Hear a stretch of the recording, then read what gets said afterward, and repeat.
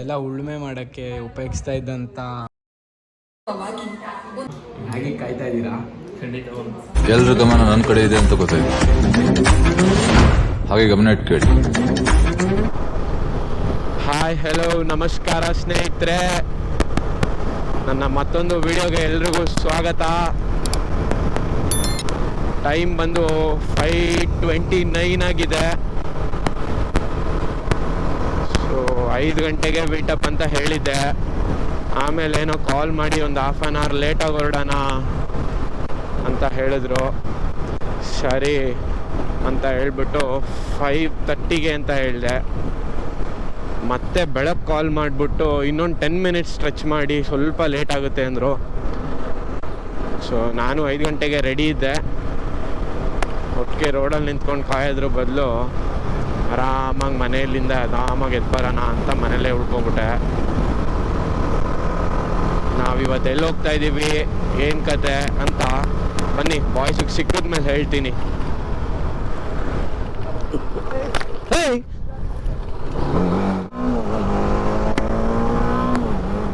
ಬೆಳಗ್ಗೆನೆ ಸ್ನೇಹಿತರೆ ತಾತ ಬಂದು ಫುಲ್ಲು ಸೈಕ್ ಮಾಡಿಬಿಟ್ರು. ನಮಗೆ ಸ್ನೇಹಿತರೆ, ನಮ್ಮ ಬಾಯ್ಸ್ಗೆ ನನಗೆ ಯಾವಾಗಲೂ ಒಂದು ಅಭ್ಯಾಸ, ಯಾವುದೇ ರೈಡ್ ಶುರು ಮಾಡಿದ್ರು ಕೋಟೆ ಆಂಜನೇಯನೇ ಮೀಟಪ್ ಲೊಕೇಶನ್ ಆಗಿ ಮಾಡಿಕೊಂಡು ಶುರು ಮಾಡಿ. ಯಾಕಂದರೆ ಸಿಟಿ ಸೆಂಟ್ರಲ್ ಇರೋದ್ರಿಂದ ಎಲ್ರಿಗೂ ಈಕ್ವಲ್ ಆಗಿ ಆಗುತ್ತೆ ಬರೋಕ್ಕೆ, ರೀಚ್ ಆಗೋಕ್ಕಾಗೆ ಎಲ್ಲದಕ್ಕೂ ಅಂತ. ಮತ್ತೊಂದು ಒಂದು ಸ್ಪಿರಿಚುವಲ್ ಪವರ್ ಜೊತೆಗಿದ್ದಂಗೆ ಆಗುತ್ತೆ. ಸೊ ಇವತ್ತು ಎಲ್ಲರೂ ಆ ಕಡೆ ದಟ್ಗಳ್ಳಿ ಆರ್ ಟಿ ನಗರ್ ಸೈಡ್ ಇದ್ದವರಿಂದ ಸುಮ್ಮನೆ ಇಲ್ಲಿಗೆ ಕರೆಸಿ ಡಿಲೇ ಮಾಡೋದು ಬೇಡ ಅಂದ್ಬಿಟ್ಟು ನಾನು ಹೆಂಗೂ ಹಿಂಗೆ ಹೋಗ್ಬೇಕಲ್ಲ ಅಂದಿವೆ, ನಾನು ಎಲ್ಲರೂ ಪರವಾಗಿ ಕೈ ಮುಗ್ದು ಹೋಗ್ಬಿಡ್ತೀನಿ.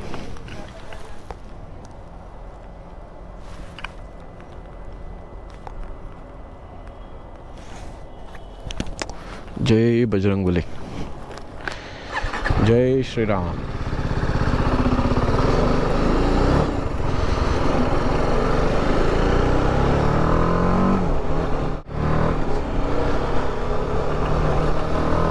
ಬನ್ನಿ ಬಾಯ್ಸ್ ಜೊತೆ ಮೀಟಪ್ ಲೊಕೇಶನಲ್ಲಿ ಸಿಗ್ತೀನಿ. ಕತ್ಲೆ ಇದೆ, ವಿಡಿಯೋನು ಅಂತ ಚೆನ್ನಾಗಿ ಬರಲ್ಲ. ಬೆಳಕಾದ್ಮೇಲೆ ಮಾತು ಮುಂದುವರ್ಸೋಣ. ನೋಡಿ ಸ್ನೇಹಿತರೆ, ಹಿಂಗೆ ಬರೀ ಚಾಕ್ಲೇಟ್ ಹಾಕೋದು, 5 ಗಂಟೆ ಇದ್ದಿದ್ದು ಮೀಟಪ್ನ ತಳ್ಳಿ ರೋಡಲ್ಲಿ ಕರೆಸಿ ಪಾಳು ಮಾಡಿಸ್ಬಿಟ್ಟು ಮೈಸೂರಲ್ಲೇ ಬೆಳಕು ತೋರಿಸ್ಬಿಟ್ರು. ಟೈಮ್ 6:23, 6:30 ಮೈಸೂರು ಬಿಡಿಸ್ತಾ ಇದ್ದಾರೆ. ಇಂಥ ಫ್ರೆಂಡ್ಸು ಆಹಾ.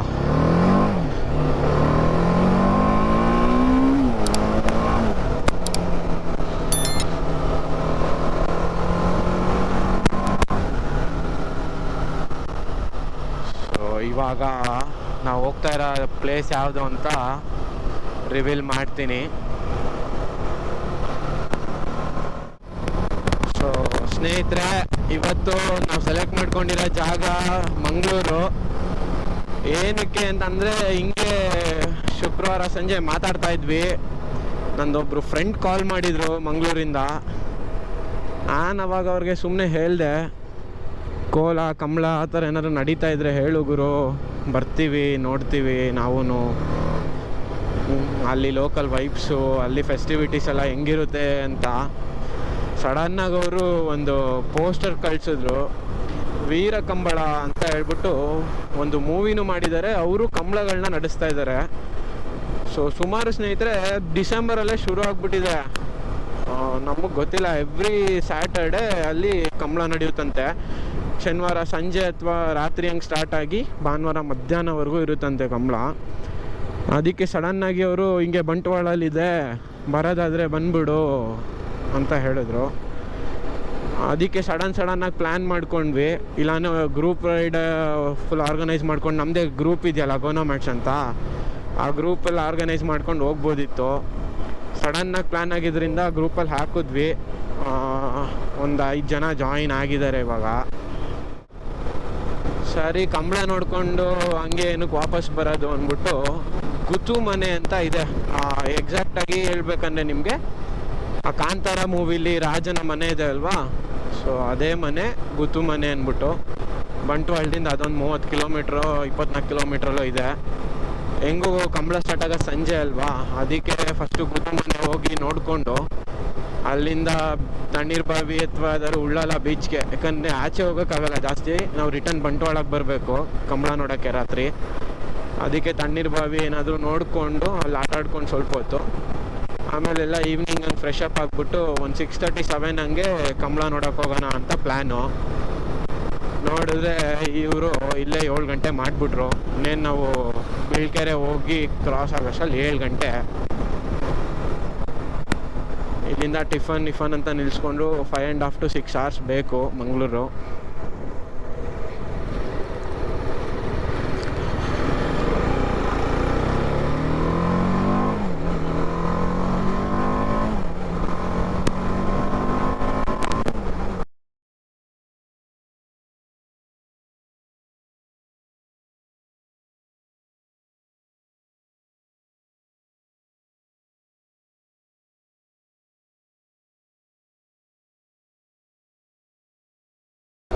ಡಿವಿಯೇಷನ್ ಮಿಸ್ ಮಾಡಿಕೊಂಡ್ರು ಅಂತ ಕಾಲ್ ಮಾಡಿದ್ರು, ರಿಸೀವ್ ಮಾಡೋಣ ಅಂತ ಗ್ಲೌಸ್ ತೆಗ್ದಿಟ್ಕೊಂಡೆ,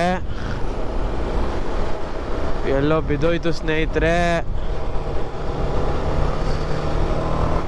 ಎಲ್ಲಿ ಅಂತ ಗೊತ್ತಾಗ್ತಾ ಇಲ್ಲ. ಅಲ್ಲಿ ಯಾರೋ ಒಬ್ರು ಹೇಳಿದ್ರು ಹಿಂದೆನೆ ಬೀಳ್ತು ಅಂತ.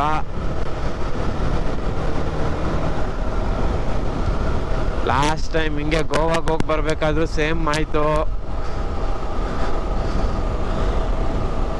ಅವಾಗ 6K ಹೋಗೆ. ಇವಾಗ ಶಾರ್ಟ್ ಕಫ್ ತೊಗೊಂಡಿದ್ದೆ, ಫುಲ್ ಗೌಂಟ್ಲೆಟ್ ತೊಗೊಂಡಿರಲಿಲ್ಲ. 3750 ಸಂಬಾಟು ಸಿಕ್ಬಿಡ್ತು. ಹೊಗೆ ಹಾಕೋದು ಅಂದ್ಕೊಂಡೆ, ಸಿಕ್ಬಿಡ್ತು.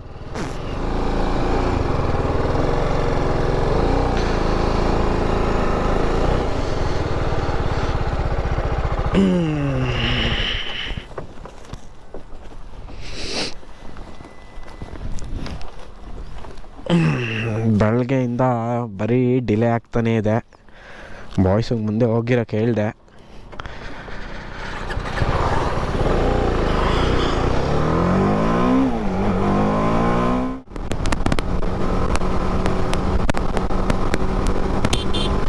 ಹೋಗಿರಿ ಅಂದರೆ ನಿಲ್ಲಿಸ್ಕೊಂಡಿದ್ದಾರೆ.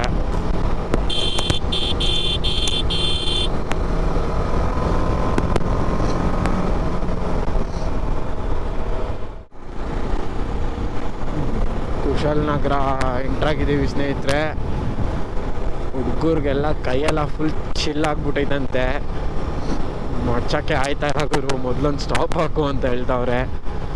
ಆ ಮಡಿಕೇರಿ ಡಿವಿಯೇಷನಲ್ಲಿ ಎಲ್ಲಾದರೂ ಒಂದು ಟೀ ಹೋಟ್ಲು ನೋಡ್ಬಿಟ್ಟು ಬಾಯ್ಸ್ಗೆಲ್ಲ ಒಂದು ಟೀ ಹಾಕ್ಸ್ಬಿಡೋಲ್ಲ. ಮೈಸೂರಲ್ಲಿ ಏನಂತ ಚಳಿ ಇರಲಿಲ್ಲ. ಈ ಪಿರಿಯಾಪಟ್ಟಣ ಬಿಟ್ಟು ಒಂದು 6-7 ಕಿಲೋಮೀಟ್ರ್ ಬರ್ತಾ ಇದ್ದಂಗೆ ಸಿಕ್ಕಾಬಟ್ಟೆ ಚಳಿ. ಗೊತ್ತಲ್ಲ ಇಲ್ಲಿ ಮಡಿಕೇರಿ ವೆದರು.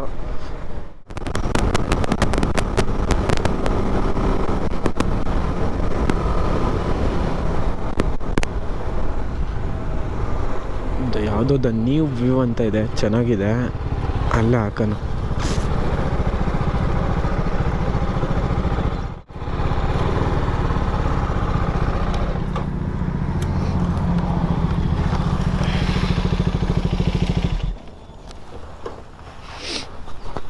ನಾನು ಅಲ್ಲಿ ಡಿವಿಯೇಷನ್ ತಗೋತೀವಲ್ಲ ಸಂಪಾಜೆಗೆ, ಅಲ್ಲಿ ಹಾಕದ ಅಂತ ಅನ್ಕೊಂಡೆ.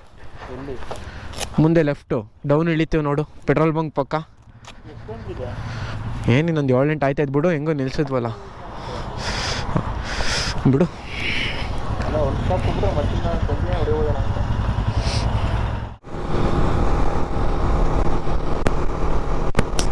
ಈ ರೋಡ್ಗಳೇ ಒಂಥರ ಚಂದ ನೋಡಿ ಹೆಂಗಿದೆ. ಫುಲ್ಲು ಯಾವಾಗಲೂ ಹಸ್ರಾಗಿ ತುಂಬ್ಕೊಂಡಿರುತ್ತೆ.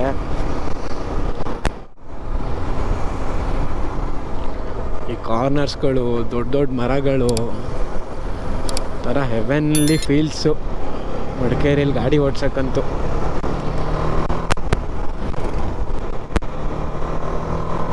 ಆ್ಯಕ್ಚುಲಾಗಿ ಇವತ್ತು ನಾವು ಗೋವಾದಲ್ಲಿ ಇರಬೇಕಿತ್ತು.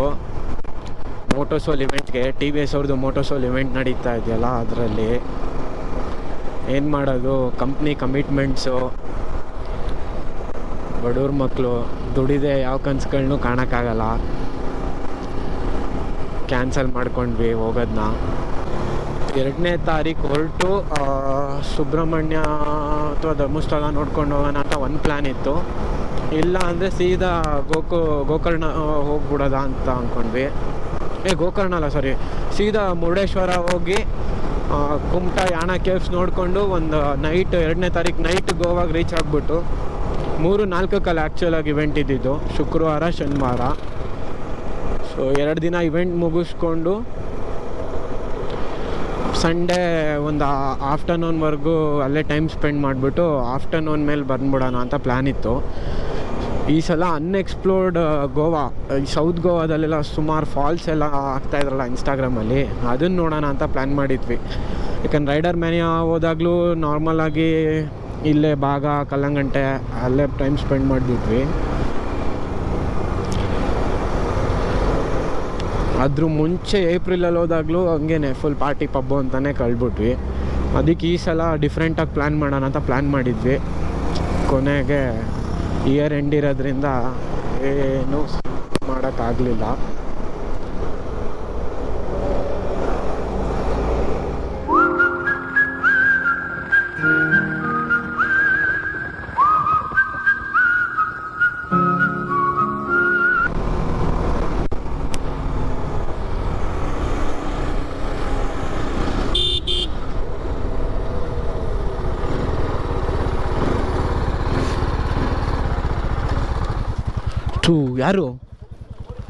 ಯಾರು ರೈಡರ್ ಬಿದ್ದುಬಿಟ್ಟಿದ್ದಾರೆ. ಗಾಡಿ ಎತ್ತು ಮಗ.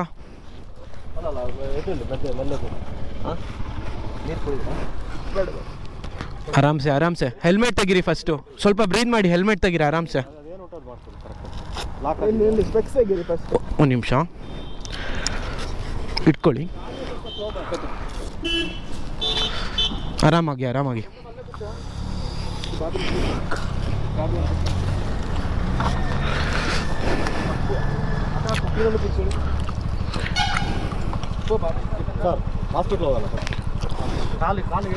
ತುಂಬಾ ಏಟಾಗಿದೆ ಕಾಲು, ಹಾಸ್ಪಿಟ್ಲಿಗೆ ಹೋಗೋಣ. ಮಡಿಕೇರಿ ಕರ್ಕೊಂಡು ಹೋಗಿ ಬಿಟ್ರೆ ಗಾಡಿ ಇದೆಯಾ? ಯಾವ್ದೆಲ್ಲ ಬೈಕ್ ಇರೋದಾ? ಆರಾಮ್ಸೆ. ನೀರು ಕುಡಿತೀರಾ?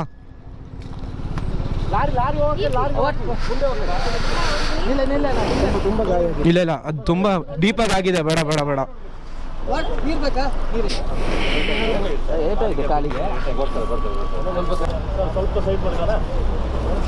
ಆರಾಮ್ಸೆ ಇರಿ. ನಾವು ತಗೋತೀವಿ ರೀ.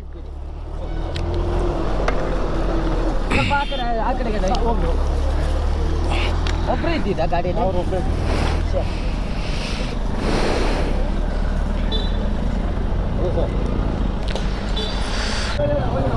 ಏನು ಬೇಕಾ? ಏನಾದರೂ ಬೇಕಾ?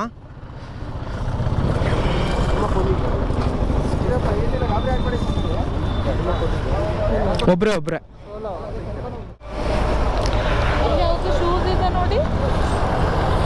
ಹಾಂ, ಅದು ಹಾಕಕ್ಕಾಗಲ್ಲ, ಹೋಗಿದೆ ಬಿಡಿ.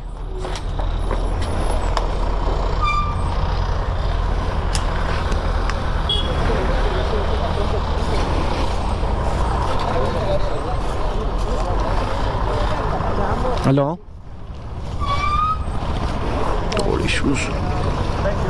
ಓಕೆ. ಅವ್ರು ಫೋನ್ ಮಾಡಿದ್ದಾರೆ ಪೊಲೀಸವರು.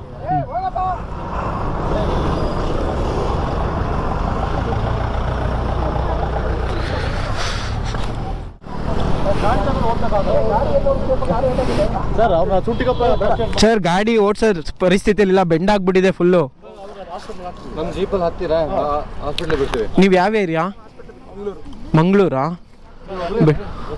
ಒಬ್ಬರೇ ಬಂದಿರೋದವರು. ನಾವು ಜಸ್ಟ್ ನೋಡಿ ನಿಲ್ಸಿದ್ದು. ನೀವು ಯಾವ ಕಡೆ ಹೋಗಬೇಕು? ಮ್ಯಾಂಗ್ಳೂರೇ ಹೋಗ್ಬೇಕಾ? ಬೆಂಗಳೂರಾ? ಬ್ರೋ ಗಾಡಿ ಓಡಿಸೋ ಕಂಡೀಷನ್ ಅಲ್ಲಿಲ್ಲ, ಫುಲ್ ಬೆಂಡ್ ಆಗಿದೆ.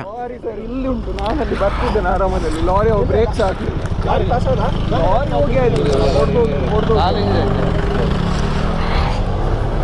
ಎಲ್ಲಿ ಅಂತ ಸೈಡಿಗೆ ಇಷ್ಟು ಸೈಡಿಗೆ ಬಂದ ಮತ್ತೆ ಎಂತ ಅಷ್ಟೊಂದು ಕಳ್ಸಿರೋ ಫಸ್ಟ್ ಆಮೇಲೆ ನೋಡೋಣ ಗಾಡಿ ಬಿಕ್ಕಿ. ಒಂದು ನಿಮಿಷ ತಗೊಬರ್ತೀನಿ.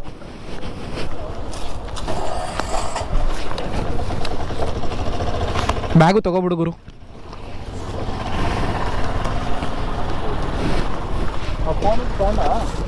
ಫೋನ್ ಇತ್ತಾ? ಫೋನ್ ಸಿಗ್ತಾ? ಎಲ್ಲ ಜೀಪಲ್ಲಿ ಹಾಕಿರ್ತೀನಿ, ಬ್ಯಾಗು ಕೀ ಇಲ್ಲ, ಕೀ ನೀವು ಇಟ್ಕೊಬಿಡಿ.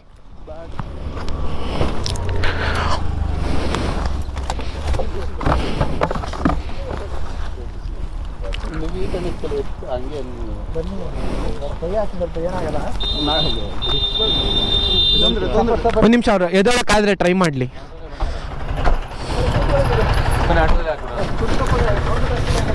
ಹೆಗಲ್ ಮೇಲೆ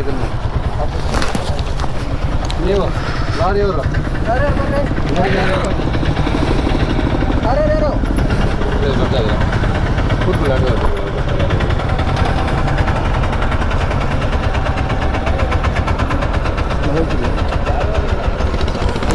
ಆರಾಮಾಗಿ.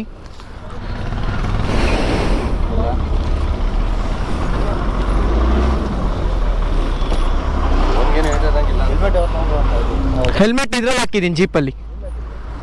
ನೀವು ಆಟೋಲ್ಲಿ ತೊಗೋತೀರಾ ಹೆಲ್ಮೆಟು? ಬ್ಯಾಗ್ ತೊಗೊಳ್ಳಿ. ಗಾಡಿ ಹ್ಯಾಂಡ್ ಲಾಕ್ ಮಾಡಿದ್ದೀನಿ, ಇನ್ನೊಂದು ಸ್ವಲ್ಪ ಸೈಡ್ಗೆ ಹಾಕಿದ್ರೆ ಸೈಡಿಗೆ ನಿಲ್ಸಿರ್ತೀನಿ.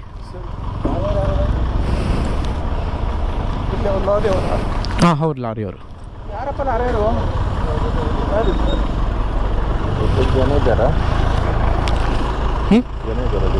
ಜೊತೆಲಿ ಜನ ಇಲ್ಲ, ಆಕ್ಸಿಡೆಂಟ್ ಮಾಡಿದವ್ರು ಇದು. ನೋಡಿ ಸ್ನೇಹಿತರೆ, ಸೋಲೋ ಟ್ರಾವೆಲ್ ಮಾಡೋದು ಎಷ್ಟು ಖುಷಿ, ಎಷ್ಟು ಮಜಾ ಕೊಡುತ್ತೆ. ಎಲ್ಲರಿಂದ ದೂರ ಇದ್ದಾಗ ಅಷ್ಟೇ ಡೇಂಜರು. ಬೈಕರ್ಸ್ ಅಂದರೆ ಒಂದೊಂದು ಸಲ ಉಡಾಫೆ ಮಾಡ್ತಾರೆ, ಏನು ಗುರು ಗಾಡಿ ಎತ್ಕೋತೀರಾ, ಸುಮ್ಮನೆ ಹುಚ್ಚುಚ್ಚು ಥರ ಸುತ್ತಾಡ್ತೀರಾ ಅಂತ. ಎಷ್ಟು ಲೈಫ್ನ ರಿಸ್ಕ್ ಮಾಡಿ ಓಡಾಡ್ತಾ ಇರ್ತಾರೆ ಅವ್ರ ಪ್ಯಾಷನ್ಗೋಸ್ಕರ. ಅವ್ರು ಮಾಮೂಲಿ ಒಂದು ಪಫರ್ ಜಾಕೆಟ್ ಹಾಕಿರೋದು, ಅದೇ ಅವ್ರನ್ನ ಎಷ್ಟು ಸೇವ್ ಮಾಡಿದೆ ಅಂದರೆ ಬರೀ ಜಾಕೆಟ್ ಉಜ್ಜಿದೆ ಶೋಲ್ಡರ್ ಹತ್ರ. ಅದಕ್ಕೇ ಹೇಳೋದು ಯಾವಾಗ್ಲೂ ರೈಡಿಂಗ್ ಗೇರ್ಸ್ ಇಂಪಾರ್ಟೆಂಟು. ಅಟ್ಲೀಸ್ಟ್ ಜಾಸ್ತಿ ಎಲ್ಲಾನು ಮಿನಿಮಮ್ ಗೇರ್ಸು, ಜಾಕೆಟು, ಗ್ಲವ್ವು, ನೀ ಕ್ಯಾಪು. ನೀವೆಲ್ಲ ಪ್ರೊಟೆಕ್ಟಿವ್ ಗೇರ್ಸ್ ಹಾಕೋಬೇಕು. ಹಾಂ ಸರ್. ಯಾಕಂತಂದರೆ 200-300 ಕಿಲೋಮೀಟ್ರ್ ಹೋಗ್ತಿದ್ರೆ ಒಂದು ಚೂರು ಬಡ ವೇಟ್ ಮಾಡ್ಕೊಳ್ತಾರೆ. ನೋಡಿ ಅವರು ಅದೇ ಹೇಳ್ತಾ ಇದ್ದಾರೆ, ಲಾಂಗ್ ರೈಡ್ಸ್ ಮಾಡೋರು ನೀವು ಪ್ರೊಟೆಕ್ಟಿವ್ ಗೇರ್ಸ್ ಹಾಕೋಬೇಕು ಅಂತ.